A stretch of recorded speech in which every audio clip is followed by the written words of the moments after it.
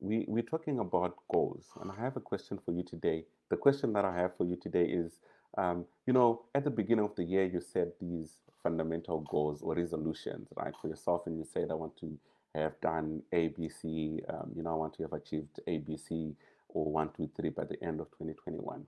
The question for you is, have you actually started achieving these things? Are you on track? If you're not on track, what are the things that you need to do in order for you to become to be on track again? The other question that we're asking is, have you had to carry forward goals from 2020? And if you have had to carry goals from 2020, it is not a strength smash. We all know what happened in 2020. We all know that there was this huge pandemic in the world, and because of that, there were things beyond our control that made sure that we didn't achieve these goals. So if that is the case, by all means, please do carry forward your goals to 2021. But if there were things that you could control that stopped you from achieving your goals from 2020, then you have yourself to blame. Right? You could have done things better. But don't lose hope. There's still hope for you. What you can still do here is to look at your goals and say, what is it that I could have done differently in 2020? And what is it that I can now do differently in 2021 for me to achieve my 2020 goals and my 2021 goals? So let's look at a few things that can help you to realize and to achieve your goals for 2021. The first thing, let's talk about accountability partners. So when we talk about accountability partners, we're talking about that one person, that one extra person that can nudge you from time to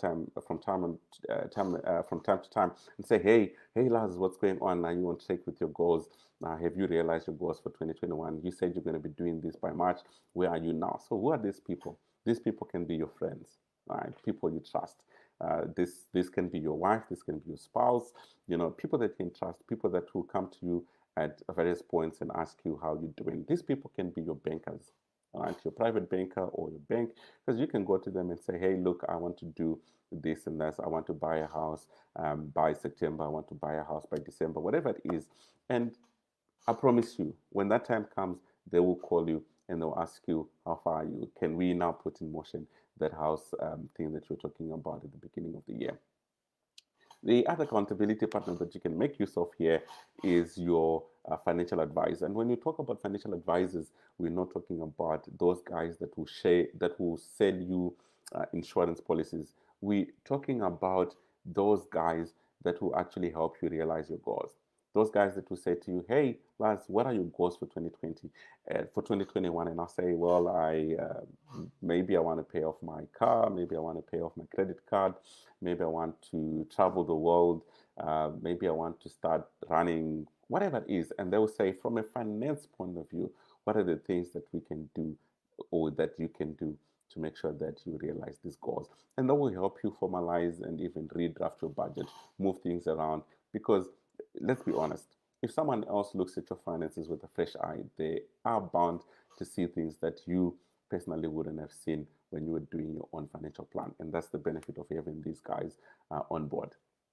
The second thing is to look at things that you can control. So instead of focusing on your bigger goals, you need to focus on the small things that you can control. So, say for example, you want to lose weight and you want to lose 30 kgs of weight by the end of the year. Do not focus on this because you cannot control whether or not you can lose 30 kgs by the end of the year. But what you can control is these small things that or these behaviors that can lead you into losing 30 kgs by the end of the year. So what do we mean by that? You know your eating habits, you know your exercising habits, you know your sleeping habits, you know all these other things that can make you lose weight. So instead of focusing on the 30 kgs, focus on these behaviors that will ultimately lead you to losing weight. So that applies to any other goal. Instead of focusing on the bigger goal, you need to be focusing on the little things, the little behaviors that you can, control for you to be able to achieve these goals. Number three, the other thing that you can do is instead of focusing on the bigger picture, you need to be making small marginal changes to your everyday life. And I'll give an example here. If your goal is to read 12 or 15 books by the end of this year, or 52 books by the end of this year, so that's one book a week. Right? If your goal is to read 52 books by the end of the year. Instead of focusing on these 52 books, saying, I want to read 52 books, focus on the small marginal things that you can do for you to achieve this goal. So, what do I mean by that? You could say to yourself, well, I am like Lars and I have a short concentration span. So I cannot read a book and concentrate for an hour, for 2 hours, but I know that I can focus on a paragraph at a time. I can focus on a page at a time. I can focus on a chapter at a time. I can focus on 3 words at a time. So do those things. Focus on a paragraph in the morning, a paragraph in the afternoon, a paragraph in the evening, a page in the morning, a page in the afternoon, a page in the evening, whatever works for you. So that by the end of the day, by the end of the week, or by the end of the month, you've actually built a behavior, a pattern of you reading, a pattern and a behavior for you achieving these specific goals. From a technology point of view, we used to write notes and we put stuff on the fridge, stuff on the wall, and say, hey, I want to do A, B, C, I want to do these things. Well, that time is over. We need to be using technology. So you can use tools like Trello, you can use tools like Asana, tools like Monday.com.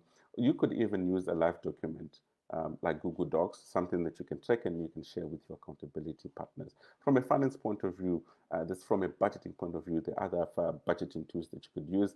You could use your banking platform. They do have these built-in systems that you can make use of, or you can use something like 22/7, something that tracks your finances and something that will remind you when you are exceeding or approaching your budget limits.